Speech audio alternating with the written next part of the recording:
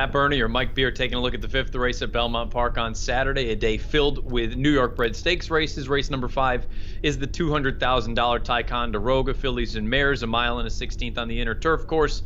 Before we dive into the field, I'd encourage you to head on over to DRF Bets, take a look at all the latest offers for new sign-up members. You can head on over to bets.drf.com for all the details. Let's take a look at the field. We'll take them right in post position order for this fifth race. Again, down on the inside, the number 1 is a main track only, so we won't take too much time there. We'll start with the number 2 War Canoe. And Mike, I said to you before we came on here, I kind of like this mare. She's 5 years old. I think she's got a serious late kick. The problem is it just feels like she always ends up having a little bit too much to do late. Yeah, I mean, they take her back to last for the most part, and then she really runs at the end of her races. It's interesting to sort of track her development because Gary Contessa got her really good sort of towards the end of last year. You could see the improvement in her, and she worked her way right up the ladder. She's had a great year this year, even though she's only 2 for 8, holding her own in some really tough spots. The problem is her running style, and just the fact when you're running races like this and you have horses, you know, like La Moneda and 55, some really good New York bred horses, not only are they also in here, but they're going to be ahead of her in the stretch. It's just hard to expect her to run all those horses down. Yeah, and that's kind of why I just had to look at her and say I think she's best used underneath. I think if you want to use her on top, go right ahead, but I think she probably just has a little bit too much to do from a tactical standpoint. The number 3, Lady Joan, is a horse that figures to be forwardly placed in this spot. And let's take a look at the Timeform US Pace Projector. They don't have her actually as close to the front as I had initially anticipated her to be. You see that they have her placed 3rd in behind the 8 and the 5.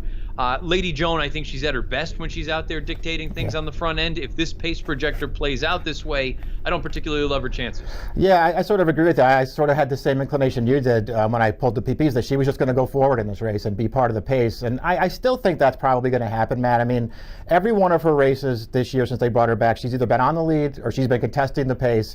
And I think they're going to go that way with her again in this race. Last time, I think maybe the mile and an eighth might have just been a little too far for her. She wound up sort of hooked up in that race with another horse who's back in this race, Conquest Hard Candy, a speed. So that works against her a little bit. But she ran pretty well last time, and I thought she ran a great race too back in the Yada. I think the shorter distance really works for her. I think she is going to be forward in this race. And I think if one of the 2 favorites who we'll get to don't come out on top in this race, this is the horse who I think will upset them. She's been in really good form lately. The number 4, Munchkin Money, goes out for Brian Lynch. John Velasquez retains the mount, ran a solid second in the Hettinger most recently. No match for 55. Chasing some moderate fractions, let's say, a little bit on the slow side. Timeform US had them all color-coded blue. Acquitted herself just fine. She's 2 for 7 at Belmont Park. She has a victory at this distance in the past.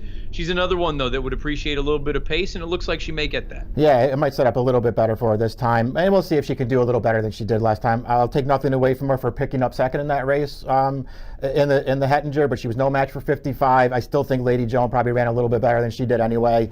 She's a nice little horse. I think she's in pretty tough here. You mentioned that Conquest Hard Candy, the 5 horse, she is going to be a pace factor in this race. All 3 of her lifetime victories have come in gate-to-wire fashion. It feels like there is one way for her to go with Joe Bravo aboard. Send her, try to wire this field. But as you made mention, if you think that there's a scenario where Lady Joan is also sent, and you think that the 8 horse on the outside, Lovely Lala, one of the Chads in here, is going to be forwardly placed, I just have a difficult time drawing up a scenario where Conquest Hard Candy can benefit. Yeah, it just feels like things get even tougher for her this time, and they weren't that easy for her last time in the Hettinger where she contested with Lady Joan. It was kind of no match in the stretch. She ran fine in there, probably the best she can do, though, and it feels like things aren't getting any easier in this race. La Moneda is drawn just to the outside. The number 6 horse goes out for Tom Morley with in Morley's barn, 5 for 6 thus far.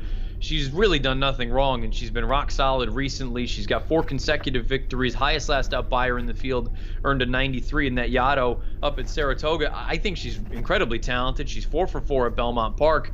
There's a part of me that wonders, where has she been? You and I talked about it a little bit before we came on here, but at the same time, I just look at it and say she's probably going to get the jump on the deep closers. Yeah. And maybe that's enough to get the job done. It seems like that's her real advantage in this race. She's obviously been really good, 4 for 4 on turf this year, been really impressive in all 4 of those wins. She's a greatly improved horse. I was a little bit worried about her that she didn't run in the Hettinger. I don't know if that was by design or not.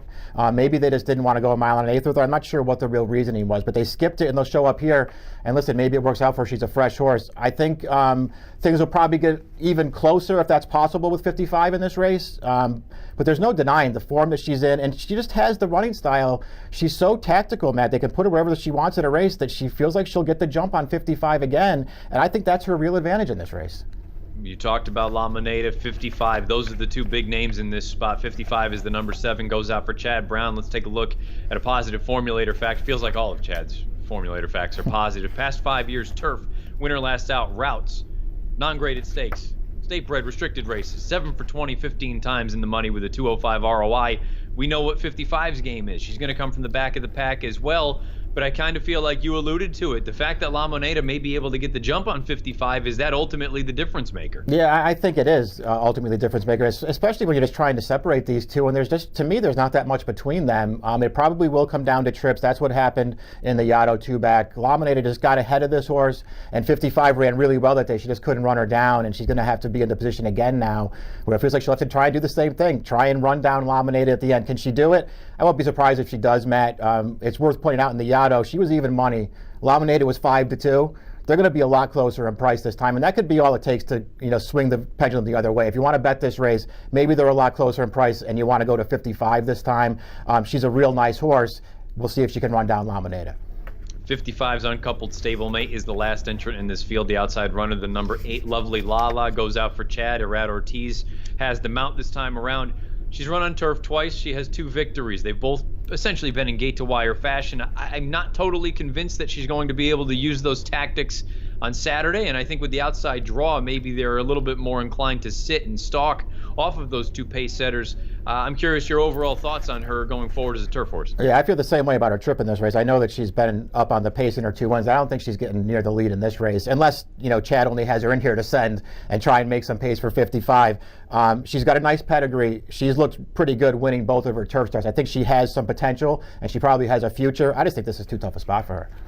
On paper, this looks, I don't want to just discredit the rest of the field, but it feels like it's very much a 2-horse race between La Moneda and 55. Let's take a look at our picks in here. Mike, you and I are both going to go with La Moneda, and I think, again, we've made it very clear. I feel like that tactical edge that she brings to the table, maybe that is the thing that separates the two. Yeah, that's ultimately the way I went. I mean, I could have gone either way with my top pick in the race. I think one of the two is pretty likely to win. Like, again, I'm not totally opposed to the idea of Lady Joan running a good race in here. I just think it's going to be hard for her to beat both of these horses.